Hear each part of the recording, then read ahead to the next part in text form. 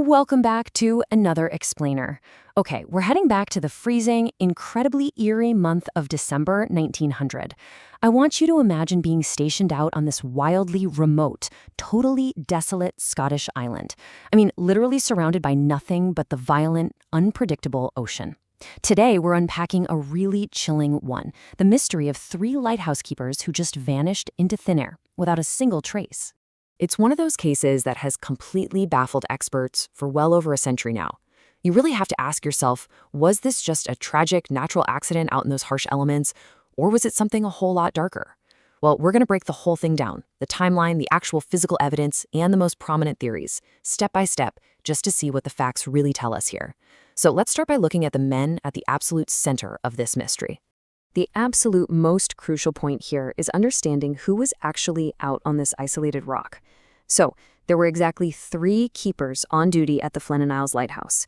We have James Ducott, Thomas Marshall, and Donald MacArthur. Now, these weren't rookies. These were highly experienced men doing a brutally tough job, essentially cut off from the rest of the world. And the psychological weight of that kind of total isolation, it's intense, and it actually plays a vital role in how we understand what went down next. So let's look at how this disaster actually kicked off. Section 1. The Dark Lighthouse Warning. Because every mystery starts with a single clue, right? And this one begins at sea, actually far away from the island itself. Honestly, the most agonizing part of this whole incident was the delay. On December 15th, a passing ship noticed something really terrifying. The lighthouse was completely dark. And that is a massive red flag, obviously, because a dark lighthouse means ships could easily crash right into the jagged rocks. But because of the severe, just punishing weather, an immediate rescue was totally out of the question. It actually wasn't until December 26, that is 11 long, agonizing days later, that a supply ship named the Hesperus finally managed to reach the island. Which brings us to Section 2, the abandoned island scene. Normally when a supply ship rolls up, the keepers are outside, right there waiting to welcome them. But this time, just absolute eerie silence. And guys, this is the core paradox of the whole mystery. When a worker finally stepped inside that lighthouse, everything was perfectly normal. I mean, the beds were neatly made, the kitchen was totally fine, the lamp itself was cleaned and ready to go, and that heavy front door had been securely locked. But then you look outside, down at the west landing, complete destruction. We're talking thick iron railings snapped in half, severe wave damage reaching an unbelievable 30 meters high up the cliff, supply boxes just completely missing, and heavy ropes broken like string. So you have this absolutely terrifying contrast, right? The orderly, locked interior, and then this violent chaos outside. And it all leads to one stark reality. Despite everything inside being totally intact and normal, James, Thomas, and Donald were completely gone. Section 3. The Fake Logbook Myth. Look, whenever a mystery is this bizarre, rumors are going to fly. So we absolutely need to separate the historical facts from the internet legends here. If you've ever dug into this case online or read old tales about it, you have almost certainly seen these chilling quotes. People always claim the final logbook entries read something like, "Storm is raging, Donald is crying, we are praying." I mean, it sounds exactly like a horror movie, right?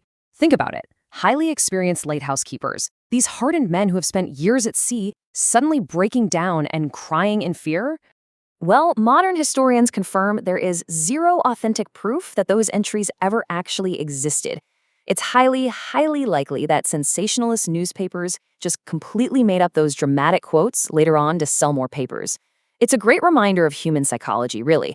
We just love to inject ghosts and horror into the unknown to try and make sense of it. But yeah, the logbook story, almost certainly a total myth. So if that's fiction, what actually happened? Section 4. Murder, Spies, and Ghosts.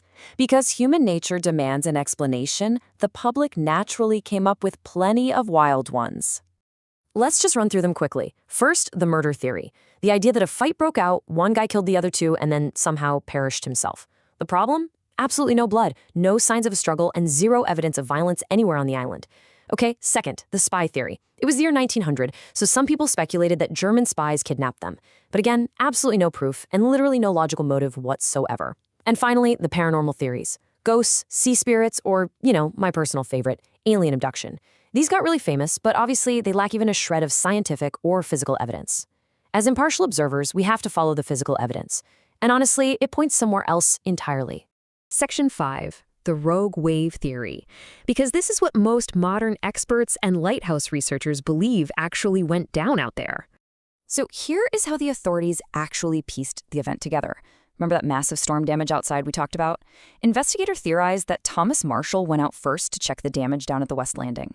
Then James Ducat probably went down to help him out. And finally, Donald MacArthur followed both of them out. And while all three of these men were exposed near the edge of the cliff, a giant, sudden rogue wave just slammed into the island and violently swept them all right into the ocean. To even wrap your head around how this is physically possible, you really have to understand the sheer terrifying power of the North Atlantic Ocean. I mean, rogue waves of 50 to 100 feet have been recorded out in these waters. If those three men were standing anywhere near the cliffside when a literal wall of water that massive hit, survival would have been biologically impossible. And honestly, the physical damage they found 30 meters up the cliff, it perfectly supports this massive wave theory. Sounds like a pretty solid logical explanation, doesn't it? Well, there's a catch. Let's look at the fatal flaw in the official theory. Because this is the one piece of the puzzle that just absolutely does not fit. There was a strict, completely non-negotiable lighthouse protocol.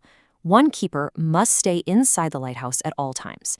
And remember, these were highly experienced professionals. They knew the rules inside and out.